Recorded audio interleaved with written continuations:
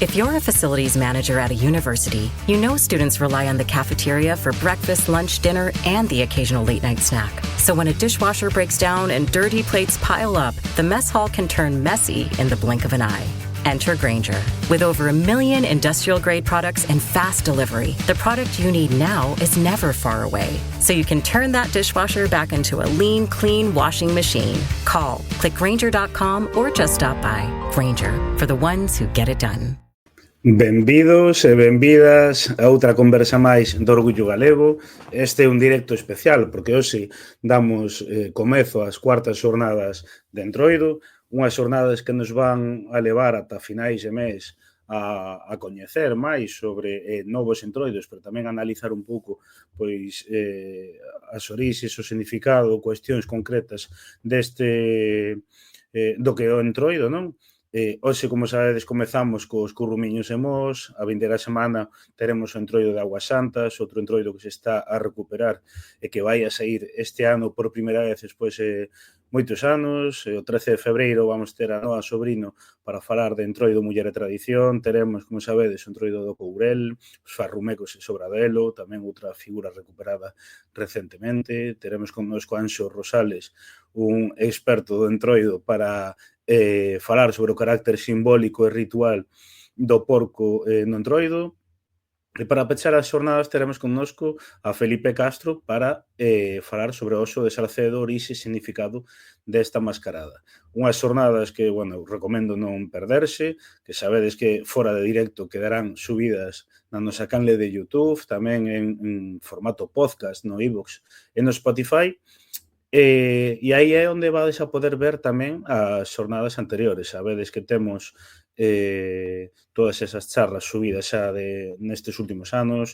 Por aquí pasaron os entroidos Laza, os entroidos Vilariño de Conso, Viana do Bolo, a Xironda, os Merdeiros e Vigo, bueno, moitísimos entroidos. Estiveron tamén connosco figuras como Antonio Reigosa, Rafael Quintía, Lidia Mariño, bueno, en definitiva, moitas persoas e moitos entroidos que podedes ver dende xa na nosa canle de YouTube, na lista de reproducción. Tedes aí as xornadas entroido clasificadas por anos e tamén en formato podcast.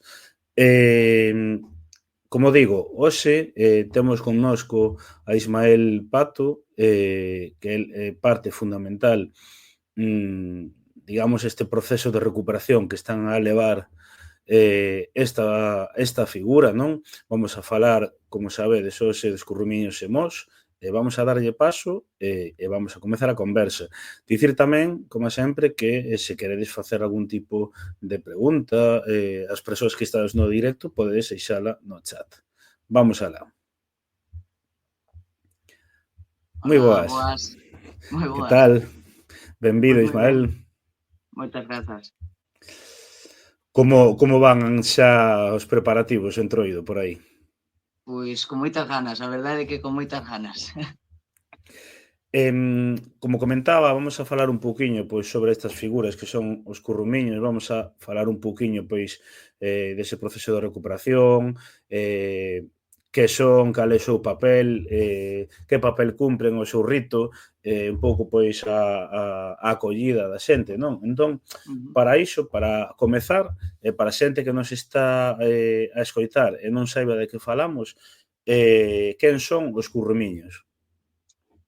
Pois os currumiños son a figura do entroido tradicional de Mos, non? Pero teñen moitos outros nomes. Pódense chamar churrumiños, maruxos, marulos, hai quen lles chama tamén mascaritas, todo isto dentro de Mos. É dicir, ten unha gran variedade de nomes, porque era unha figura moi espallada, e polo tanto é como un gato que vai de casa en casa, non? Que en cada unha ten un nome diferente. Pois o currumiño é iso. É unha figura que vestía con roupas vellas de andar por casa, non?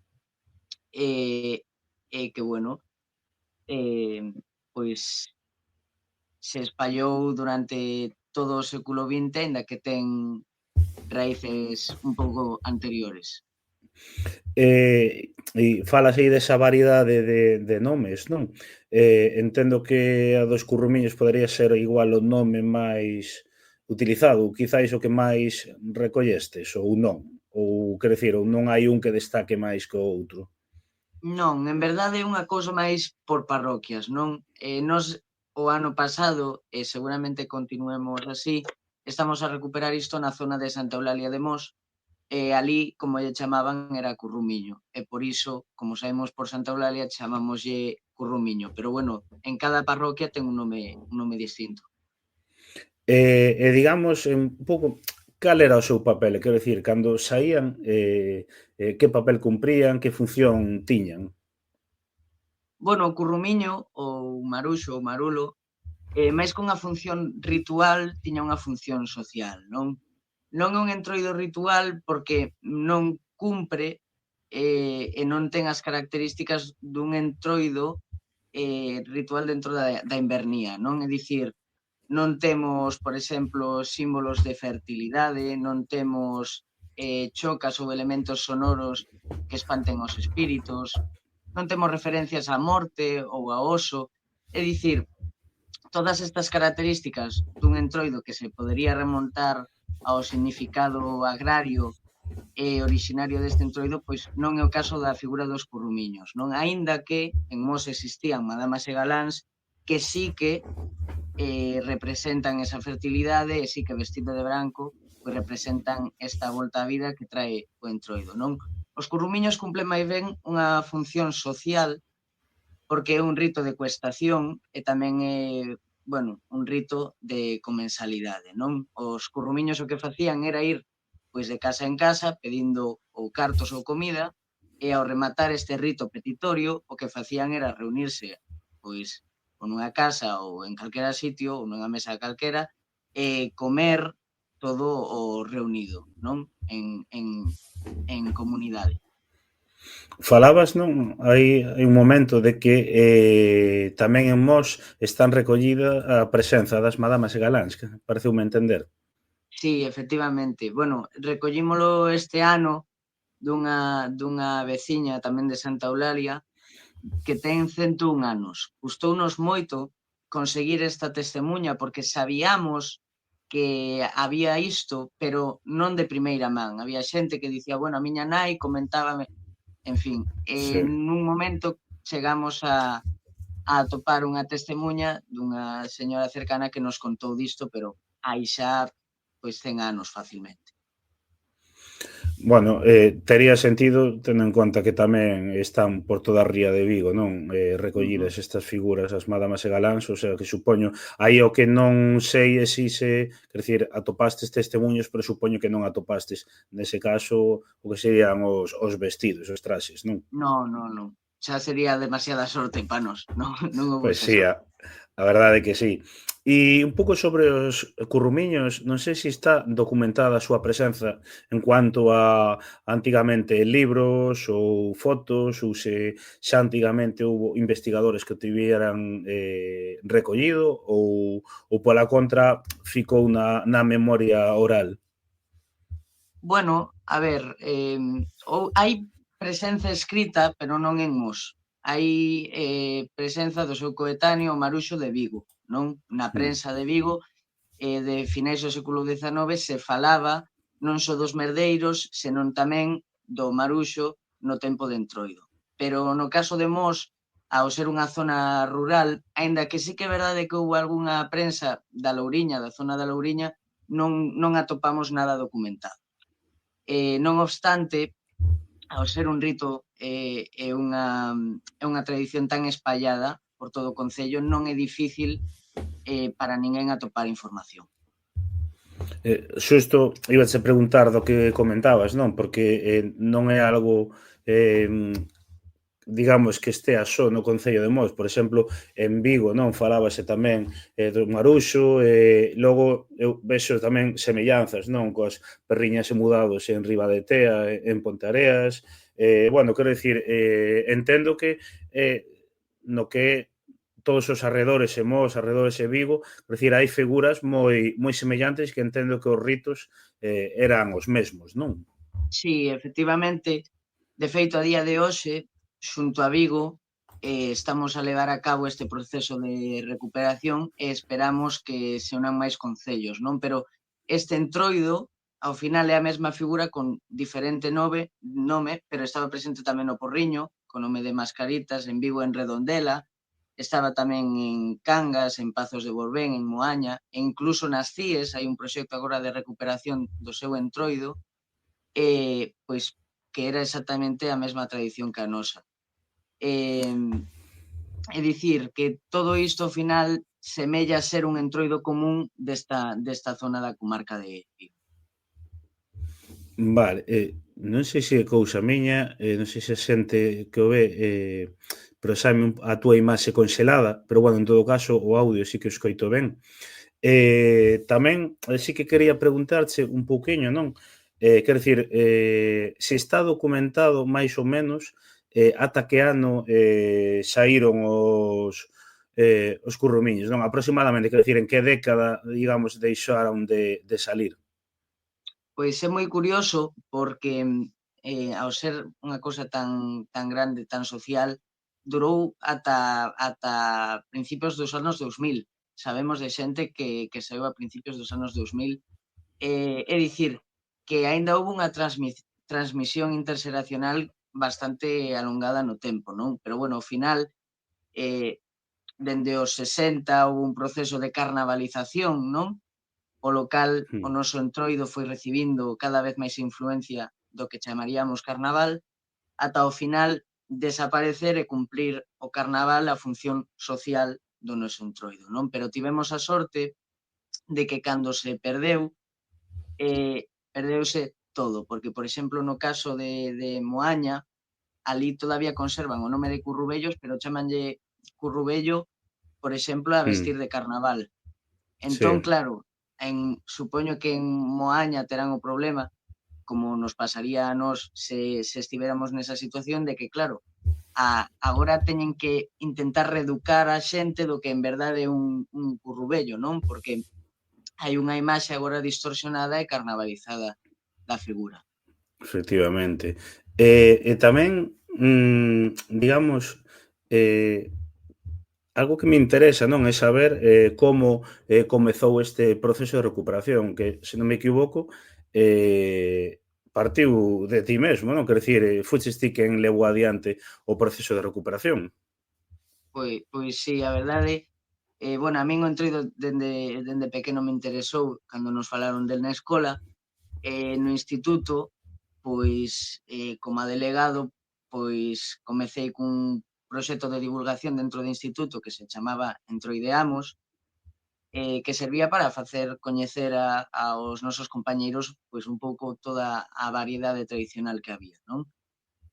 Bueno, de aí comeceime a interesar aínda máis, metinme a merdeiro, e despois de 2, 3 anos como a merdeiro, intereseime un pouco por facer ese traballo de campo aquí en Mos, inspirado tamén moito nestas xornadas de entroido e tamén no traballo e nas charlas de Rafael Quintía ou Lidia Mariño, non?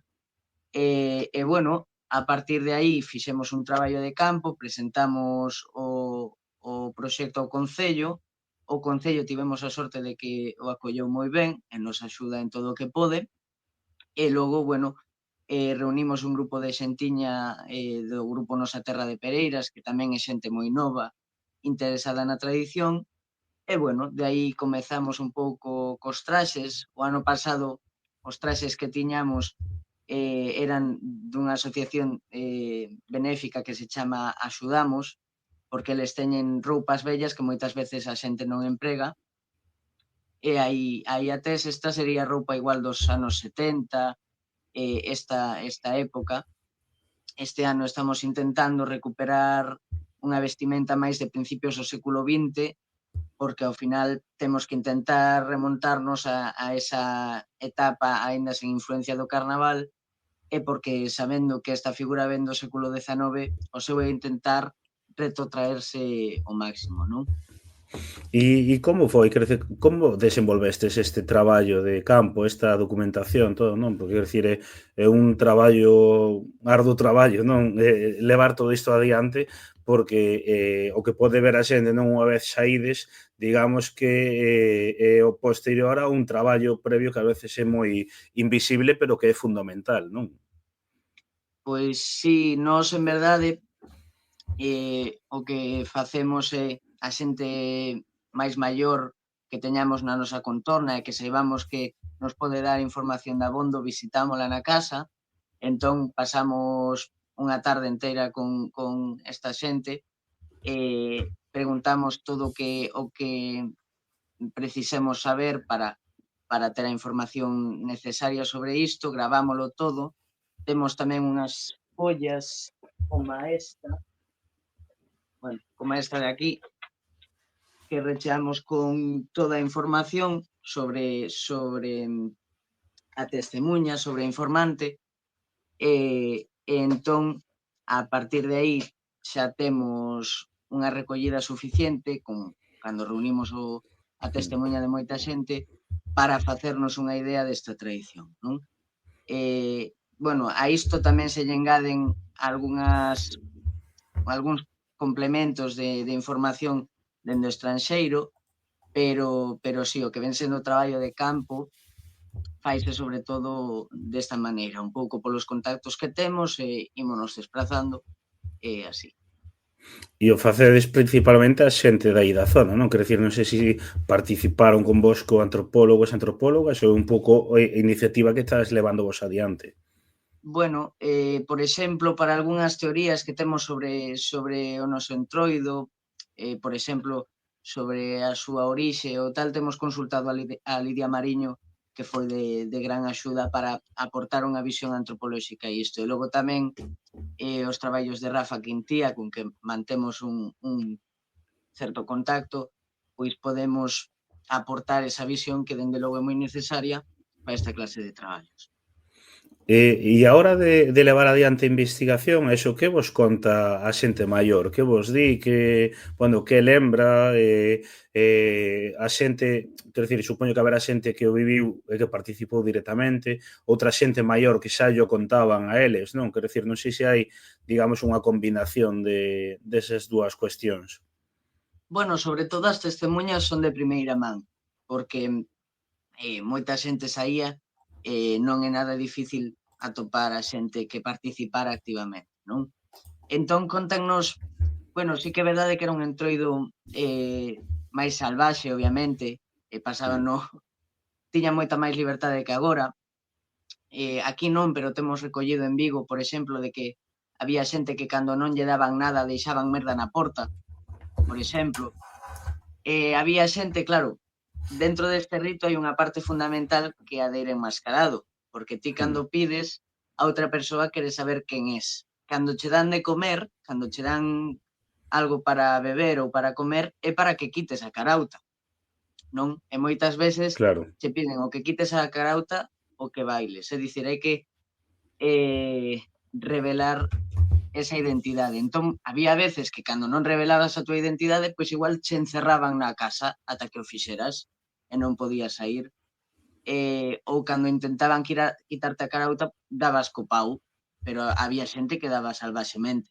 Logo sí, hai xente que igual nos 90 nos contou que saían cunha radio e cando lles pedían que se puxeran a bailar, pois poñían os grandes éxitos da radio e poñíanse a bailar así cousas máis, pois igual da movida ou máis adiante, non?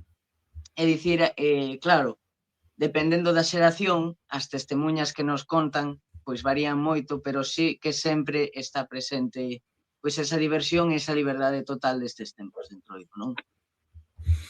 E tamén, algo que me chamou a atención, non? É que neste proceso de recuperación, se non me equivoco, chegáramos tamén testemuños de xente que estaba emigrada na Arxentina, non? Pero que era da zona e que lembraba da figura.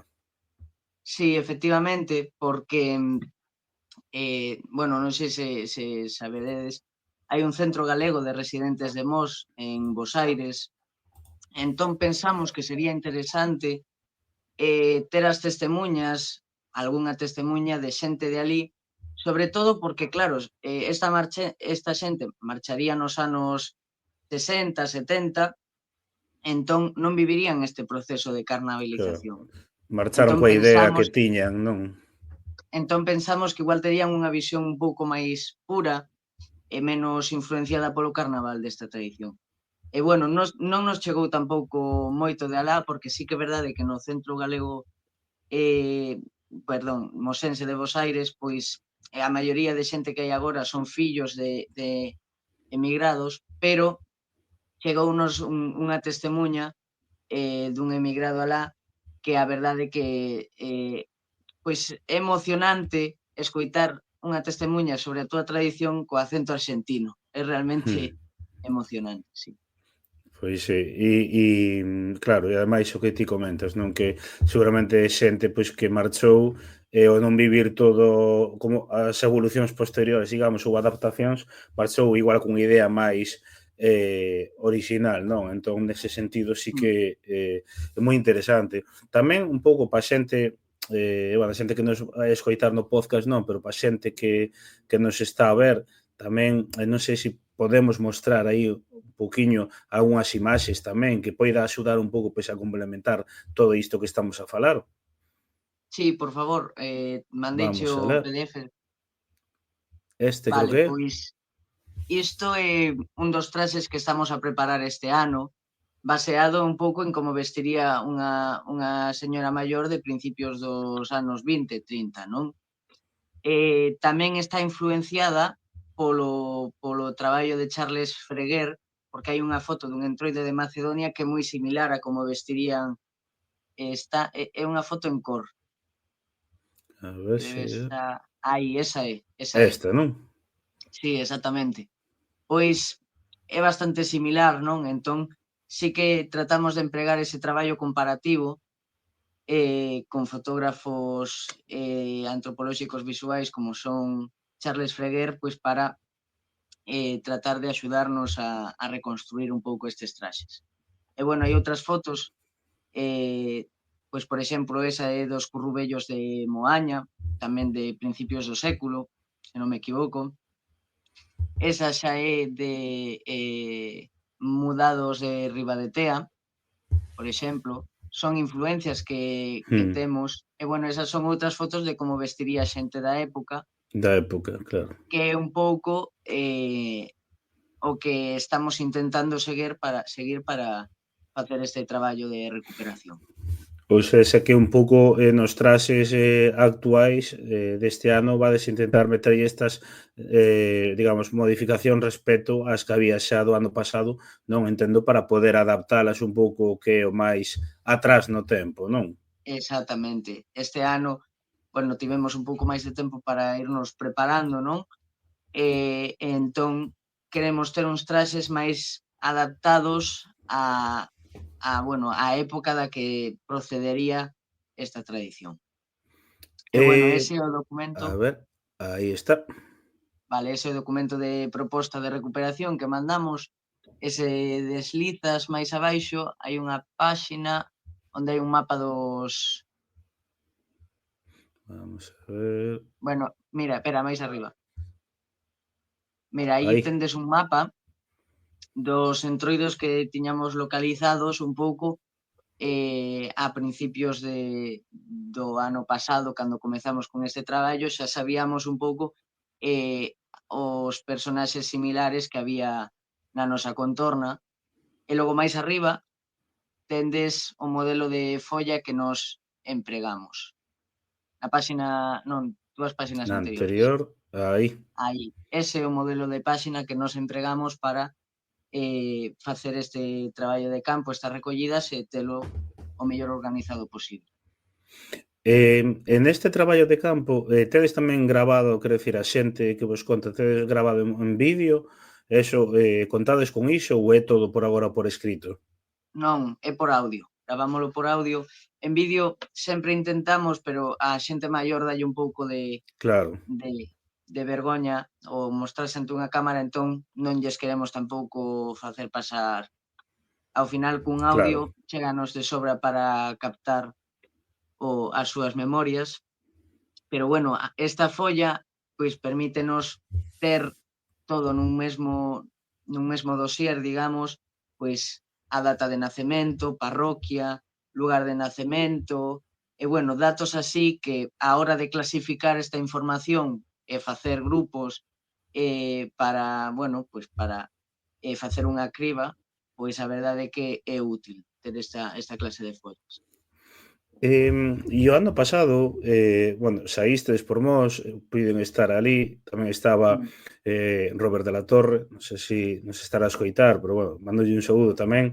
E un pouco como foi, quer dicir, como foi a acollida, como foi toda a preparación previa, a xente que saístes, bueno, como fixestes pois para poñervos de acordo, ou quer dicir, era xente, eran pois amigos teus, como foi todo iso? Bueno, eu co grupo Nosa Terra de Pereiras, pois a verdade o coñecía de redes sociais e sabía a súa labor, pero non tiña tampouco moito contacto. Coñecía a algunha xente de alí, pero a maioría non? Pero 4 meses antes do Entroido, pois a través dos contactos que tiña alí, pois decidín intentar montar un grupiño de xente que ao final conseguimos facer. Bueno, empezamos a facer reunións para ir preparando un pouco o tema dos traxes cos recursos que tiñamos logo procedimos a saír e a verdade é que a acollida foi moi boa porque como a maioría da xente no seu día fora currumiño, pois a verdade é que recordaban con moita paixón, con moito cariño a tradición e, por tanto, o trato que nos deron foi excelente. Abrironnos as casas, deronnos de comer, bueno, maravilla. A verdade é que non hai queixa ningunha. Esperábamos máis indiferencia, porque sí que é verdade que con outras figuras, ás veces cando saes de merdeiro, como a xente non coñece, tende a responder un pouco mal, sabes? Sobre todo cando fas falcatruadas, pero non, a verdade é que no noso caso o ano pasado foi unha acollida excelente. E ademais, comentabas antes, non? En principio saídes, quer dicir, por unha zona moi concreta, quer dicir, non vades por todo o que é o concello de Mos, por todas as súas parroquias, lugares, etcétera. Non, nós a día de hoxe a contorna que manexamos é a contorna do Pazo de Mos, non? Aínda que nos gustaría que a través das asociacións fóramos creando grupos en cada parroquia, de maneira que en cada lugar saíra un grupo de currumiños a percorrer o Entroido, non? Pero bueno, a día de hoxe non somos un grupo tan grande como para dividirnos, entón pois decidimos iso, centrarnos nos arredores do casco histórico de Mos. E para este ano tedes previsto volver a saír, quer dicir, un poquinho, pois, para a xente que nos está a ver, a escoitar, que tedes en mente para este ano? Pois, bueno, para este ano temos pensado volver a saír. É posible que saíamos como o domingo do ano anterior, no domingo de Piñata, porque así nos permite un pouco ter esa semana para ultimar, aínda que, bueno, manexamos saír os días en Entroido, o máis posible é que como somos de telo todo así para o último momento, pois facelo o domingo de Piñata. Pero, bueno, non sabemos se xunta a Vigo, porque seguramente tamén sairemos algúns co proxecto de Vigo, pois igual saímos nalgún dos días de Entroido por alá. Pero sí, non, cando teñamos esas datas, pois anunciarémolo e aí está. Iba a dicir, non? Quero dicir, nas vosas redes supoño que anunciaredes un poquinho tamén todo isto, non? Para quen o quixera seguir. Sí, exactamente. Que busquen Currumiños de Mos, bueno, Currumiños Mos con NH e atoparán a nosa conta de Insta, que é onde publicamos a maioría das cousas. E agora aproveitando isto que comentas ti un pouco sobre o proxecto que hai en Vigo, quero dicir, como está iso? Porque claro, eu penso, tendo a mesma figura en Vigo, claro, nós agora pensamos en concellos distintos, pero nas parroquias, entre Vigo e Mos, quero dicir, é todo o mesmo, había contactos un lado ao outro, o sea, son aldeas pegadas moitas con outras, entón, quero dicir, como está ese proceso de recuperación ali, como vai todo, por onde sairía? Bueno, efectivamente, no seu día o tema dos concellos non era algo delimitante tampouco, e había xente de Mos que igual ia a Porriño a pedir e a correr o Entroido. Nós a día de hoxe, como temos a mesma figura, non estamos a ter unha visión aillacionista, senón que temos a visión dunha recuperación conxunta que ao final é o que nos axudará a mantelo máis vivo posible e entre todos conseguir redignificar e recuperar esta figura da mellor maneira posible. Hai varios espazos que se están a manexar en canto ao proxecto de recuperación en Vigo. Non sei se comentaran zonas do Calvario ou Casco Vello, pero bueno, tamén seguramente o anunciarán pronto de alguna maneira, porque temos pensado este mes facer unha presentación do proxecto conxunto de recuperación. Entón, cando se anuncie esta presentación, seguramente tamén anunciaremos todos os detalles ao respecto. Pero bueno, o dito que non é un proxecto a día de hoxe só de Vigo, senón que é un proxecto conxunto ao que se pode engadir calquera concello onde tivera presenza desta figura e que o queira recuperar. E nós poremos todos os nosos medios e os nosos traxes e a nosa axuda e a nosa xente para intentar que esta figura se recupere alá onde tivera presenza. Me din por aquí, saúdos en Euskadi, moi interesante o proxecto de recuperación, moi serio e un gusto ver que os xóvenes tamén teñen este interese. Por aquí din Santa Eulalia é o meu concello, eu son de Tameiga e aquí dicimos Marulo. Que máis? Bueno, tamén preguntaba antes pola recepción, quero dicir, digamos que neste proceso de recuperación que tedes aí en Mos, non, en liñas xerais está tendo boa aceptación tanto a nivel, digo, pois, prensa institucional, da xente, a rapazada, por exemplo, da túa idade, coñece algo, estás interesando, pregunto sobre todo porque estamos aparte vivindo, non, digamos, un boom do fenómeno do entroido, onde a xente cada vez máis no seu concello pois quere volver a recuperar o que era propio da súa zona, non? Entón, un pouco como está a ser aí? Pois a verdade é que hai moi boa acollida. A xente xove comeza a coñecer outra vez esta figura porque xa o ano pasado impartimos unidades didácticas nos 5 colexios de Mos, en quinto e sexto de primaria, e polo tanto iso nos permite divulgar e transmitir ás novas xeracións pois este proxecto e esta figura.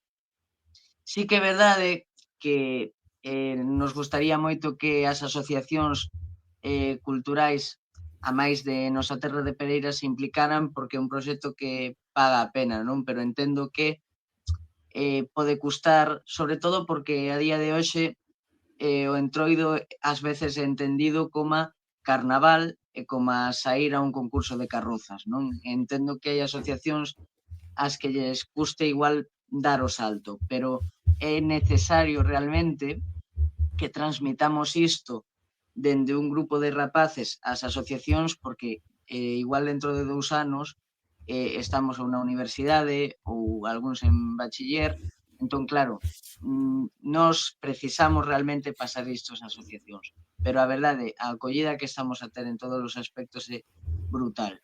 Tampouco era extraño que un grupo de rapaces acabara por ter unha iniciativa así, porque non só vivimos un boom do entroido, estamos a vivir un boom do mundo tradicional e cada vez hai máis xente xove metida en grupos de folk, en grupos de música tradicional e todo o mundo tradi e folclórico. Entón, pois tarde ou temprano algo así remataría por ocorrer.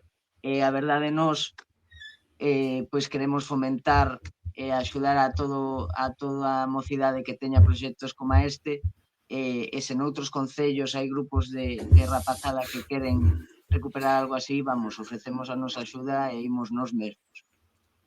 E ademais que é un boom todo pola zona, non? Que, quer dicir, aí en Mos, en Vigo, o tema dos merdeiros, tamén, bueno, todo o que están a facer en Riba de Teas, Alceda de Caselas, mesmo tamén, que aparte foras ti que modera coñecer, non? Aí que saen aínda con dificultades, pero unhas madamas e galáns en Redondela, aí na parroquia, como se chama?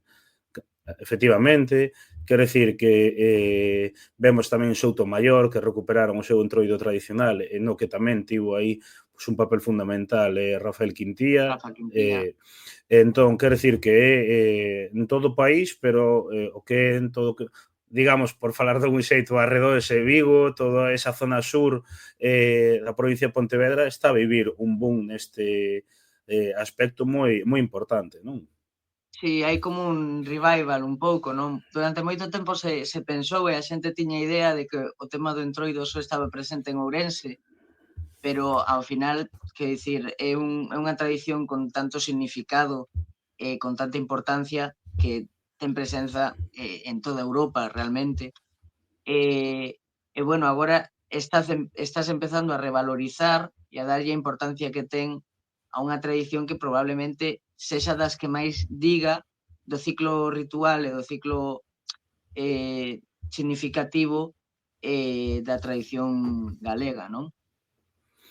E ti, por exemplo, imagínate, pois dentro de 5 ou 10 anos, como imaginas ou como che gustaría que fose que estivese aí o entroido en Mos, os currumiños, non? Un pouco a túa visión, os teus obxectivos xa a medio e longo prazo.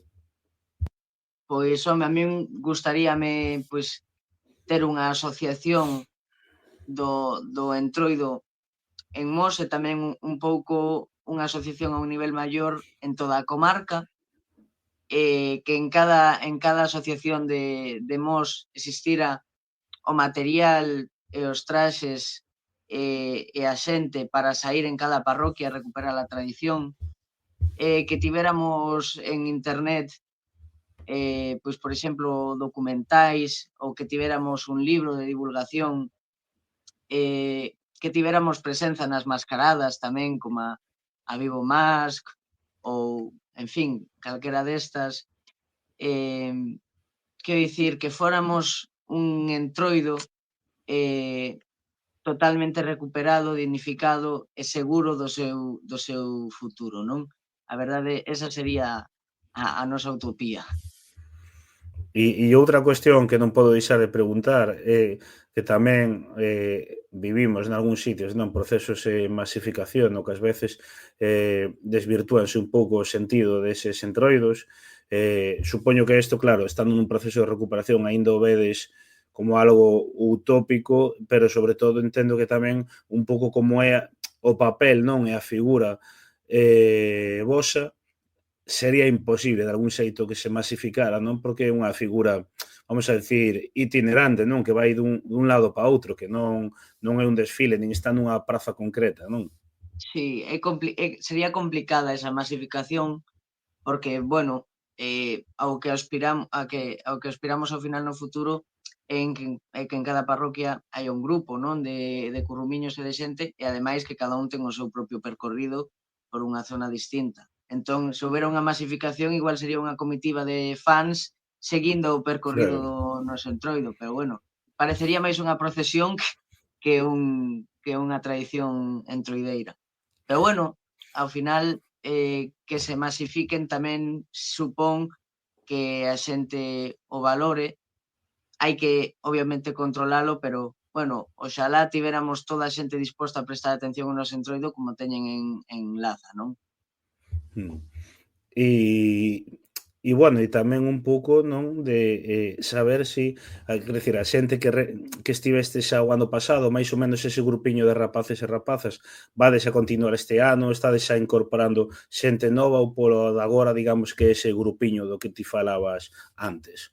Non, estamos incorporando xente nova e, de feito, esperamos dentro de pouco anunciar, pero, bueno, facemos aquí un preaviso, que nas nosas redes sociais publicaremos un post para que toda aquela xente que se queira unir ao proxecto pois poda empezar a entrar en contacto pois este ano connosco en fin, comezar con isto tamén.